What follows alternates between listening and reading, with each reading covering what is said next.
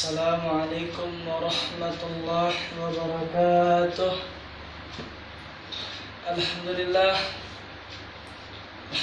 rabbil alamin wa bihi nasta'inu ala umuri dunya waddin. Salatu wassalamu ala asrafil anbiya'i wal mursalin wa ala alihi wa sahbihi ajma'in, amma ba'du.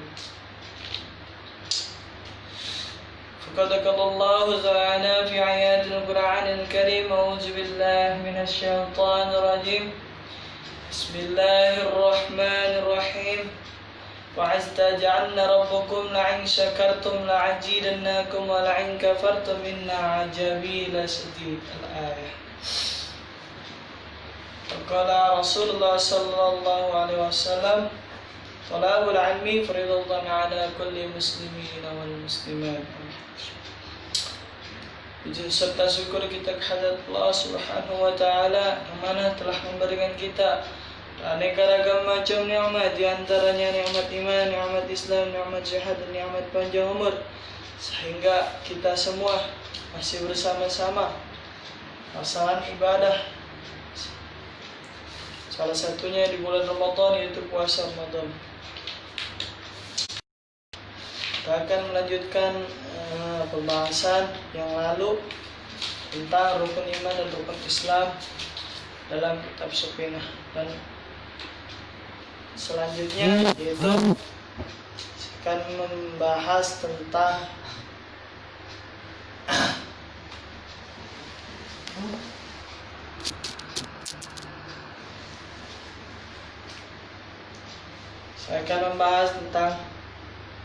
syarat-syarat dan fardu wudu, batal wudu, larangan bagi orang yang tidak ada wudu, niat dan tertib wudu, sebab-sebab wudu yang tidak dibolehkannya, syarat-syarat wudu, dan lain-lain. Makna air dulu. Sebelum itu kita bacakan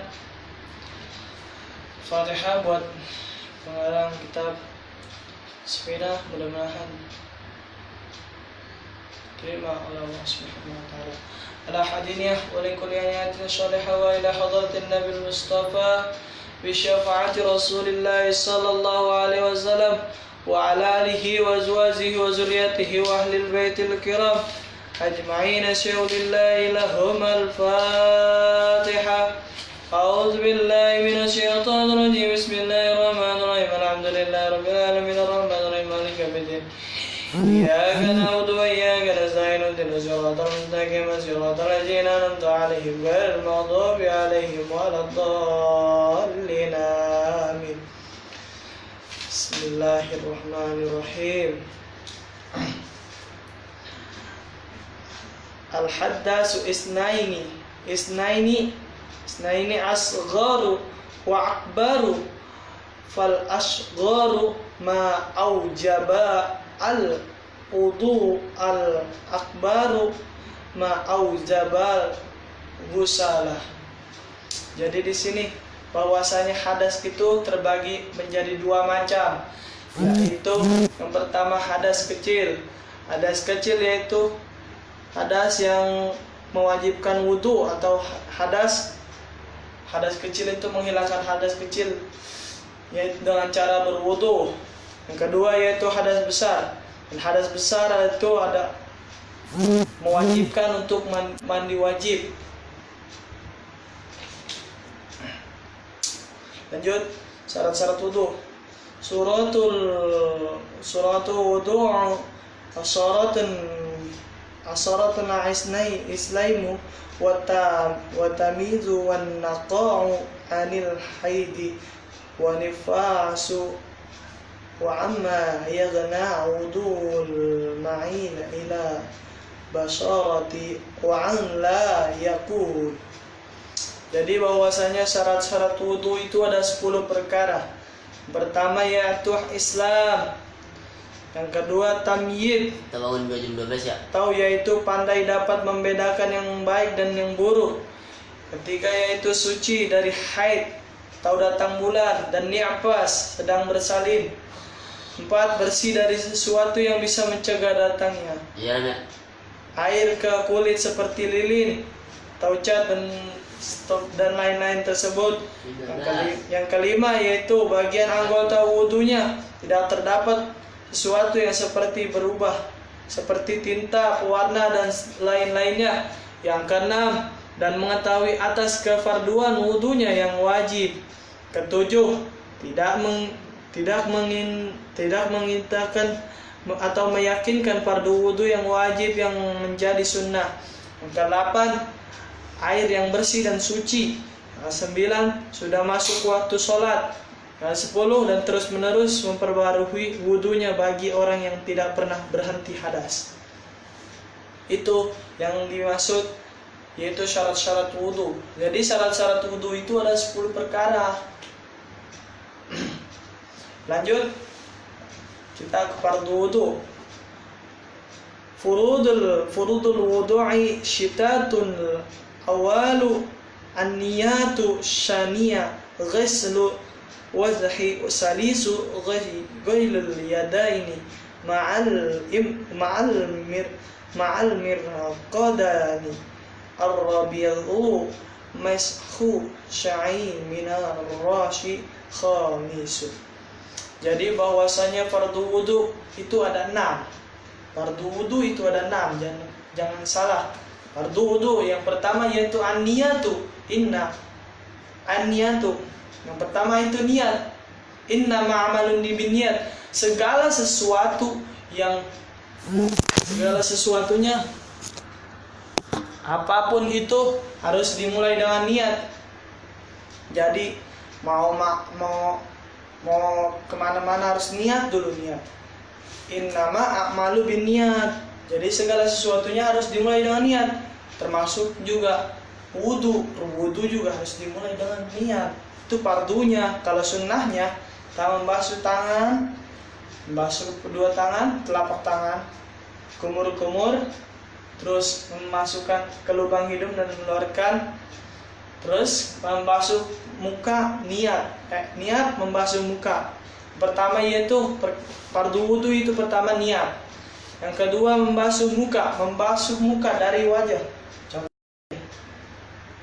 Harus seluruh wajah terkena air. Contoh, ya. Jadi tangan jempol itu harus masuk ke sini. Ke dagu, seluruh muka kan, membasuh muka itu. Berarti ambil air, seluruh muka termasuk dagu sebanyak 3 kali. Yang ketiga yaitu membasuh kedua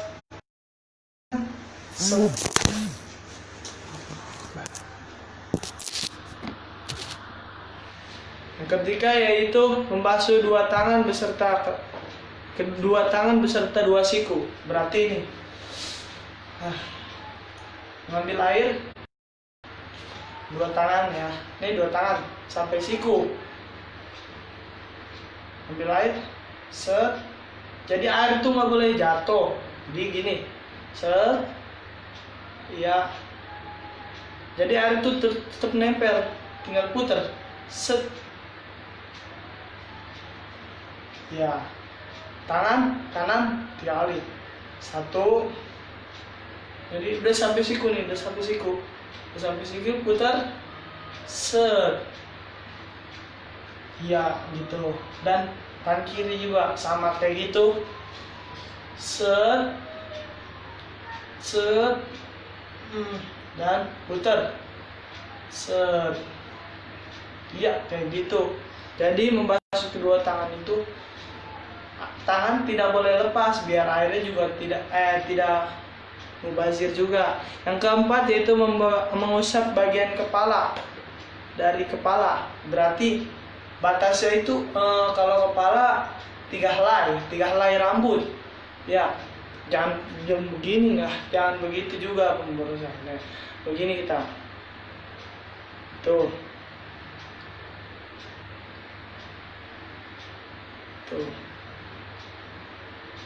3 kali.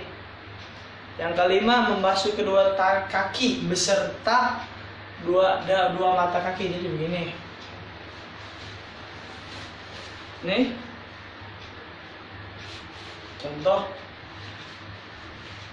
Nih. Ini air. Set. Jadi sampai mata kaki sini, sampai mata kaki sini. Set. Oke.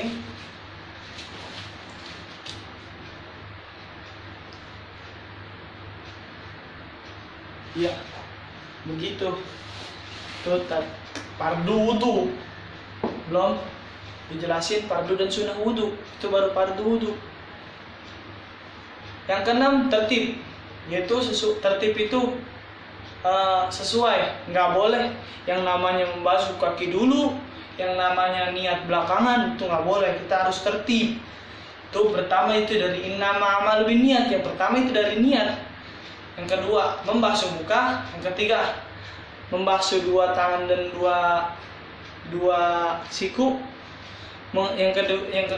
Yang keempat, mengusap bagian kepala. Yang kelima, membasuh kedua telapak, membasuh dua kaki dan telapaknya dan mata kakinya. Yang keenam, tertib. Jadi nggak berurutan. Jadi harus berurutan dari 1 sampai 5 itu harus berurutan dari niat. Dari innama amal binniat sampai mengusap kaki, membasuh dua kaki dan mata kaki. Selanjutnya batal wudu. Nawaqidul wudu arba'atu asya'u awalul khariyadu min ahadin syabilaini min qablu aw duburi ri'u aw ghairuhu ila mani asani jawalul aqli binawi aw ghairihi ila naw ma qa'idin mumakini maq'adahu minal ardi asalisu altiqa'u basyaratah. Jadi batalnya wudu itu ada 6 perkara. Batalnya wudu itu ada 6 perkara. Yang pertama yaitu al-awalu khairuju min ahadin sabila ini min qabul. Berarti sesuatu yang keluar dari salah satu jalan, yaitu kubul kemaluan atau dubul, dari lubang depan atau lubang kemaluan atau lubang belakang atau buang angin, itu termasuk batalnya wudu. Contohnya kentut itu termasuk, karena kentut itu termasuk dari keluarnya dari kubul belakang. Kalau kencing misalnya, kencing juga belakang, karena termasuk dari kubul depan atau keluar dari kemaluan depan. Itu namanya membatalkan wudu. Jadi contoh membatalkan wudu itu seperti kentut itu membatalkan wudu, mengeluarkan air mani atau mengeluarkan darah buat haid, termasuk itu batal wudu.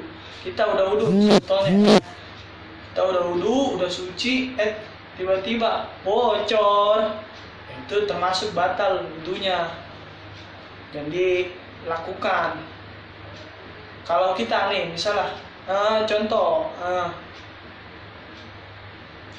contohnya nih, sudah wudu tapi cairan kencing yang masih ada menempel di celana atau kain yang belum bersih, ceboknya, nanti bahas kita ceboknya ceboknya itu harus bersih. Kalau nggak bersih itu cairan pas sedang ruku itu akan keluar, jadi itu namanya batal, sholatnya tidak sah. Yang kedua, hilang akal.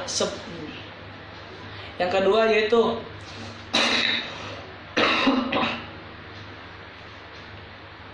sabila min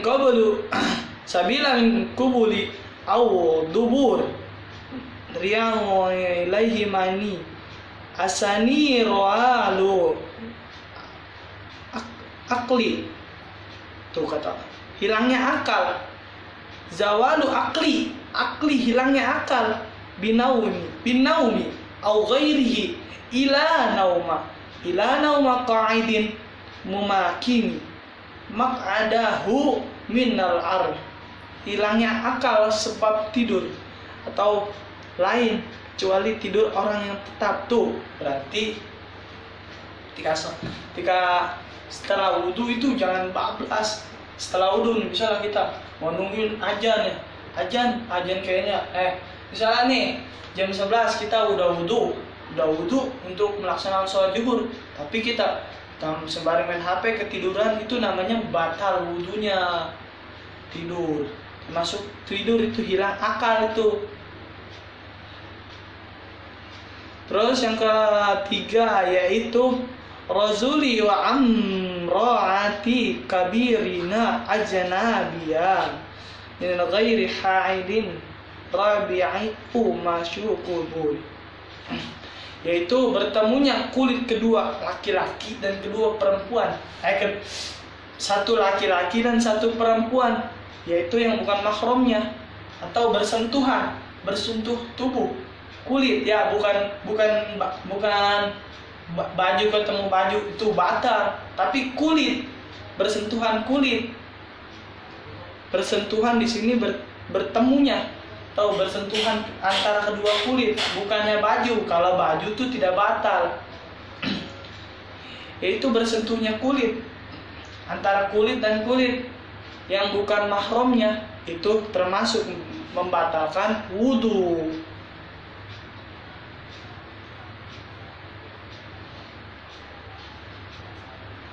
Yang keempat yaitu min ghairi haidin rabi'u masyuqubula adami au halqa fi duburihi bi ba'di rahati au butuni asabi. Yang keempat yaitu menyentuh kemaluan,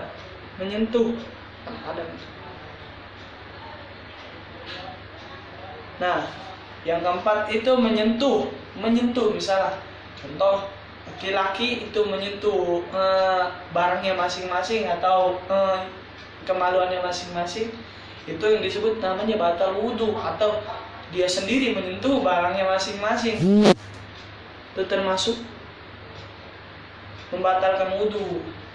Yang selanjutnya larangan bagi orang yang tidak ada wudhu.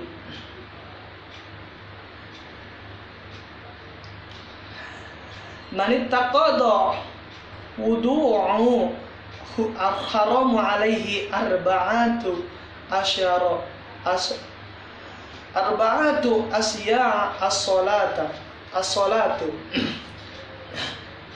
Barang siapa yang merusak wudhu, tidak ada wudhunya, maka haram baginya, yaitu ada 4. Wat-tawafu wasamun. Yang pertama yaitu sholat. Jadi barang jadi yang rusak wudhunya maka haram baginya 4 perkara, yaitu sholat. Jangan, yang tidak punya wudhu jarang sholat, nggak boleh sholat. Tawaf, apalagi tawaf mengelilingi Ka'bah, nggak boleh. Ketiga, menyentuh Al-Quran atau mushaf atau mengaji tanpa wudhu, tidak boleh. Apalagi membawa Al-Quran. Contoh.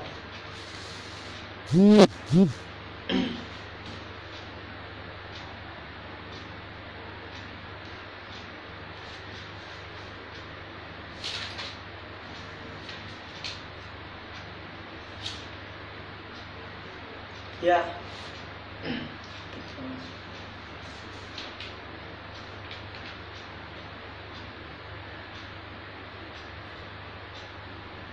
Ya, selanjutnya kita membahas tentang tanda-tanda balik, bahwasanya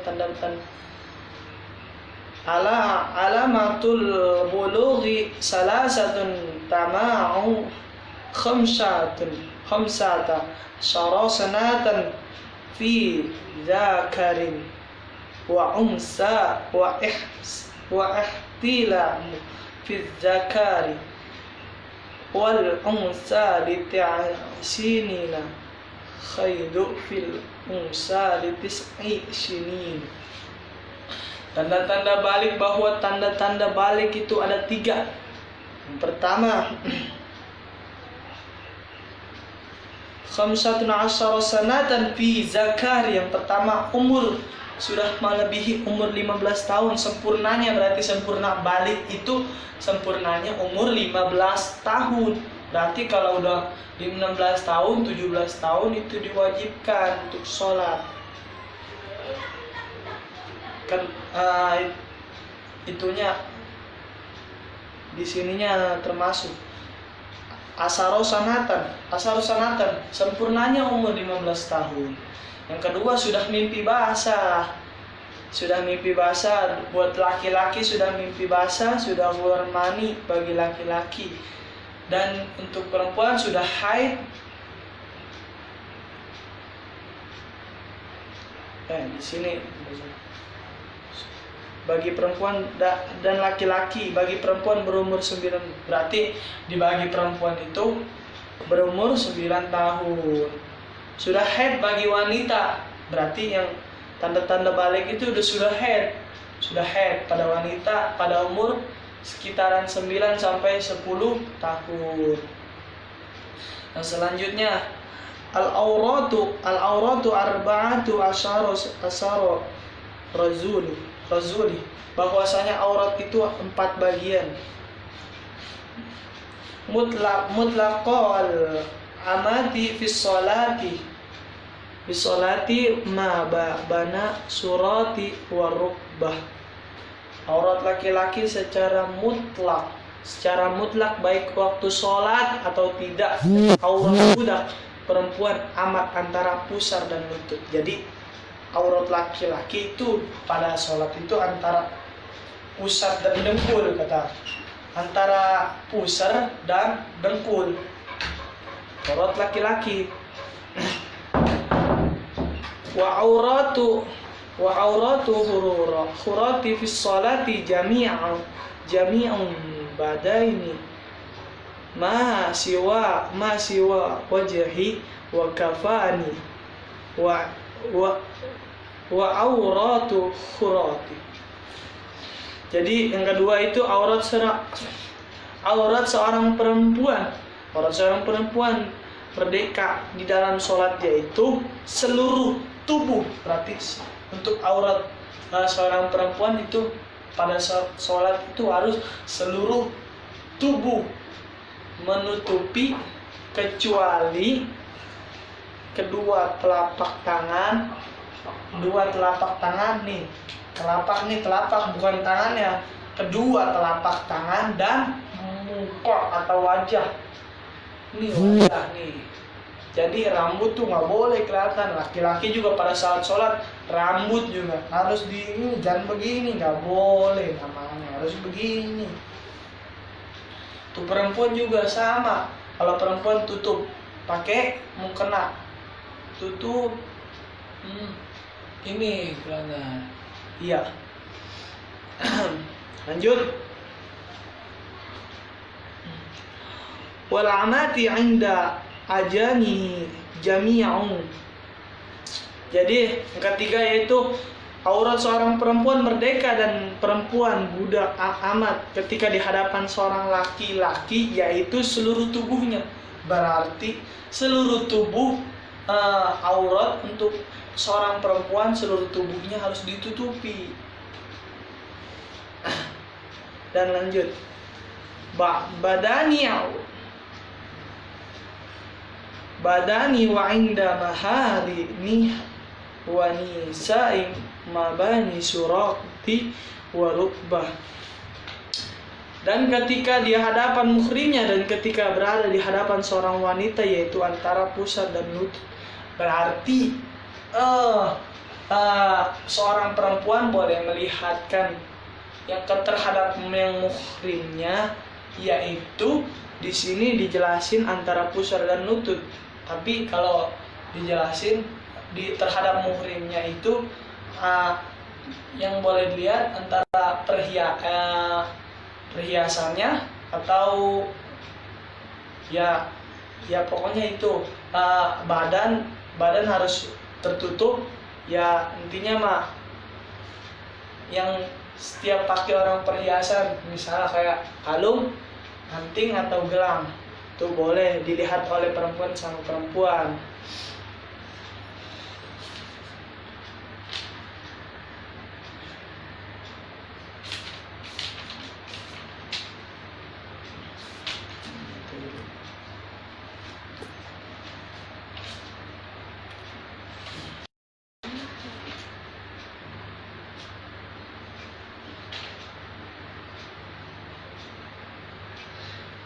Macam-macam najis kita jelaskan satu-satu.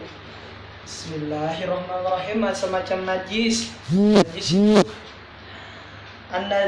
an-najasatu salasatun mughalazah wa mukhaffafah wa mutawasyithah.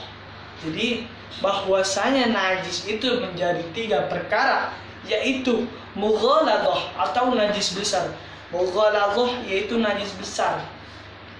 Yang kedua yaitu mukhaffafah. Mukhaffafah yaitu najis ringan. Yang keempat, yang ketiga mutawasyithah atau najis pertengahan. Saya jelaskan. Yang pertama yaitu najis mughalazah. Najis yang berasal dari anjing dan babi. Dan salah satunya dan keduanya binatang tersebut. Najis mughalazah itu misalnya contohnya digigit oleh anjing atau babi, itu harus disucikannya dengan tanah, menggali tanah 1 meter dan mensucikannya dengan dicampur dengan air dicampur itu sebanyak 7 kali, baru itu najisnya hilang. Itu yang cara menghilangkan najis mughalazah itu yang berasal dari anjing dan babi. Yang kedua yaitu najis mukhaffafah. Najis mukhaffafah itu adalah najis ringan yang berasal dari air kencing laki-laki yang umurnya 1 tahun atau masih di ASI. Masih maksudnya itu masih netek sama ibunya atau masih ASI dah. Itu kencing bayi itu pada contohnya kayak anak-anak kecil tuh yang umur 5 bulan 6 bulan kencing ke badan kita, itu namanya kena najis mukhaffafah. Cara menghilangkannya itu gampang, dengan berwudu atau hadas kecil. Yang ketiga yaitu najis mutawasyithah, dan di sini mutawasyithah juga terbagi menjadi 2, yaitu najis ainiyah dan najis hukmiyah. Najis mutawasyithah ainiyah yaitu najis yang ada warna, atau nih contoh di sholat kita nih, misalnya kita sedang wudu, kita sudah rapi, di kotoran sini ada coretan. Kita tahu sebenarnya bahwa di sini ada kotoran, tapi kita ngomongin itu namanya najis ainiyah. Itu najis sedang, tapi dia tahu, dia tidak mau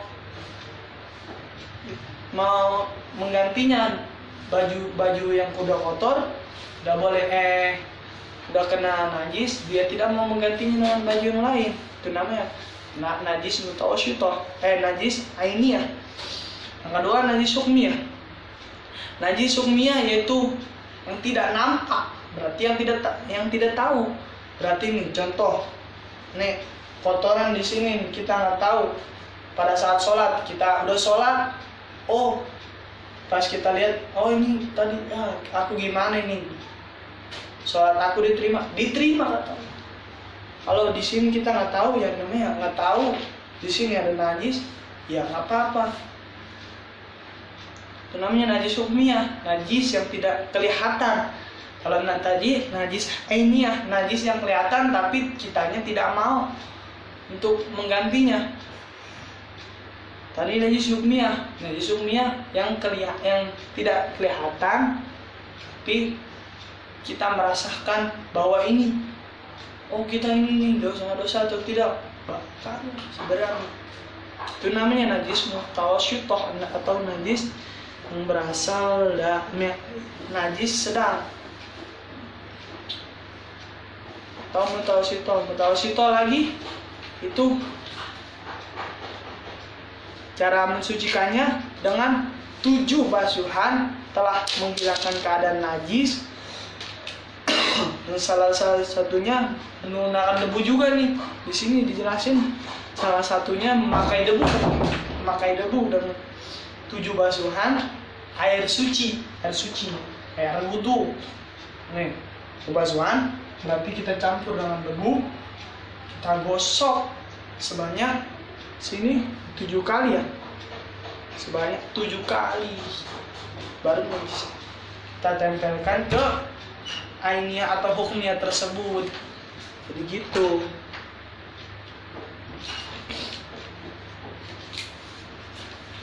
Terakhir ya kita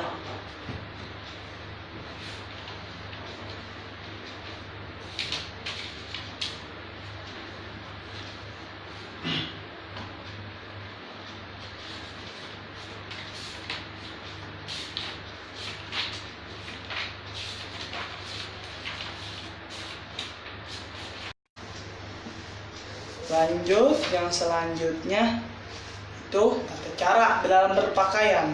Nah, di sini juga terakhir kita yaitu tata cara dalam berpakaian dalam Islam itu manusia dalam hal ini adanya perintah menutup aurat.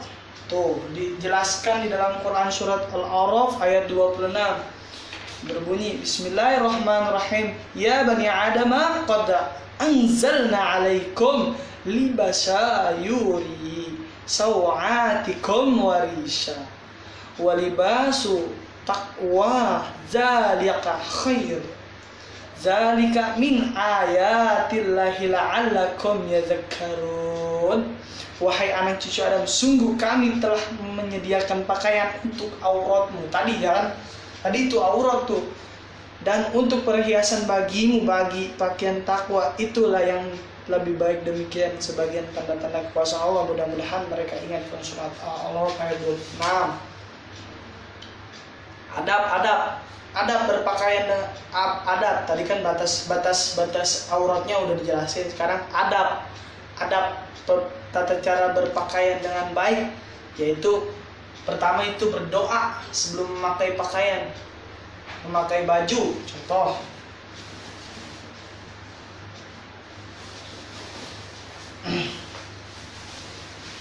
adab kita ya dalam memakai pakaian.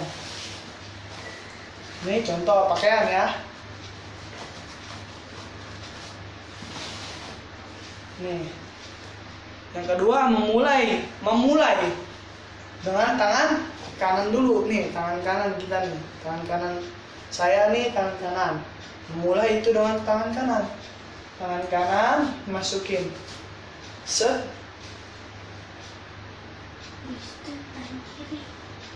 dan memakai gitu. Jadi yang ketiga yaitu pakaian yang mampu untuk menutup aurat, pakaiannya bersih, yang terhindar dari najis tadi.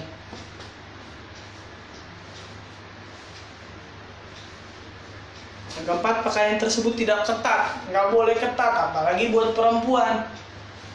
Banyak nanti nafsu. Yang kelima yaitu pakaian tersebut tidak menyerupai lawan jenisnya. Kita nggak boleh pakai baju yang cewek, tidak boleh pakai baju cowok atau pakai baju bola. Itu seringkali saya lihat di mana-mana. Yang cewek menyerupai yang cowok menyerupai cewek, itu nggak boleh. Yang keenam, bagi laki-laki tidak memakai bahan sutra atau kain sutra. Bagi laki-laki itu tidak boleh memakai kain sutra. Yang ketujuh, itu tidak punya niat menyombongkan diri saat memakai pakaian. Nggak boleh sombong kita memakai pakaian. Oh, ini pakaian kita bagus.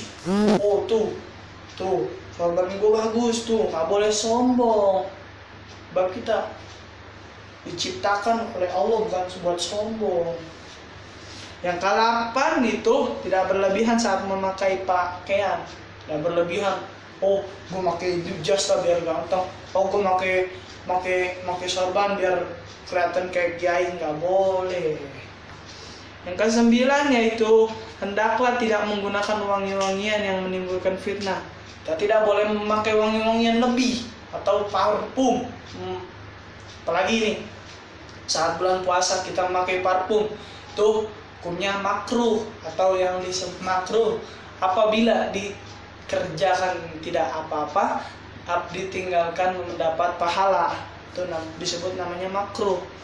Apalagi sekarang kita minyak, contoh mau sholat Jumat apalagi lagi puasa, nol minyak bener sampai nggak baunya kayak apaan tahu, wanginya kayak apaan tahu lah, kayak wangi-wangi gitu kayak kiai. Yang ke-10 yaitu pakaian itu tidak terlalu tipis dan tidak tembus pandang atau bayang-bayang tubuh. Pakaiannya tidak terlalu tipis, tidak terlalu ketat, atau tidak bisa dilihat oleh pandangan orang lain, bayang-bayang orang lain yang kemaluan buat perempuan. Yang ke-11 yaitu pakaian yang dipakai tidak mencari popularitas. Yang ke-12 tidak menyerupai pakaian orang kafir, tidak menyerupai pakaian orang kafir. Yang ke-13 pakaian itu bersih, rapi, ya udah pasti itu mah bersih, rapi. Pakaian itu berasal dari bahan suci yang halal. Pakaiannya contohnya nih, contoh beli pakaiannya dari duit halalnya. Kalau duit haram sama aja bohong. Ya, mungkin ini saja kajiannya. Mungkin nanti kita lanjutin tentang membahas tayamum di lain hari, mungkin 3 hari setelah ini, yaitu tepatnya nanti tanggal 23 Ramadan, tepatnya pada hari Lailatul Qadar. Pada tanggal 23 Ramadan nanti kita bertemu lagi membahas tentang tayamum.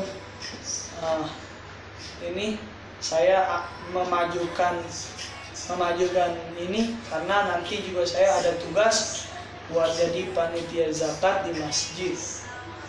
Jadi doakan mudah-mudahan sehat terus dan bisa memberi